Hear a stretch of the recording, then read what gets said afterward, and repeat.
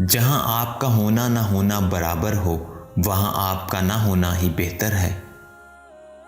زیادہ کی ہوس انسان کا لطف چھین لیتی ہے۔ جتنا ملا ہے اس پر اللہ تعالیٰ کا شکر ادا کریں۔ موت کا ذائقہ سب نے چکھنا ہے مگر زندگی کا ذائقہ کسی کسی کو نصیب ہوتا ہے۔ اپنی عقل اور دوسروں کے گناہ ہمیشہ زیادہ ہی لگتے ہیں۔ معافی تب مانگی جاتی ہے جب کوئی غلطی کی ہو، تب نہیں جب کسی کا بھروسہ توڑا ہو، کسی کے اعتماد کی دھجیاں اڑائی ہوں۔ اس لیے زندگی میں غلطیوں کی گنجائش تو ہو سکتی ہے لیکن بھروسہ توڑنے کی بالکل بھی نہیں۔ جو ذرا سی بات پر دوست نہ رہے سمجھ لینا وہ کوئی دوست تھا ہی نہیں۔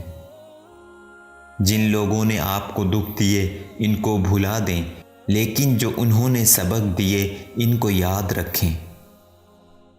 اولاد کو اپنے پاؤں پر کھڑا ہونے میں مدد دیں لیکن تربیت کی جوتی ضرور پہنائیں۔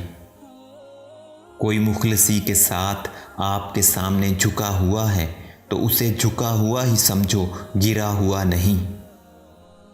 جب کسی ضرورت مند کی آواز تم تک پہنچے تو اللہ تعالیٰ کا شکر ادا کیا کرو کہ اس نے اپنے بندے کی مدد کے لیے تمہیں وسیلہ بنایا۔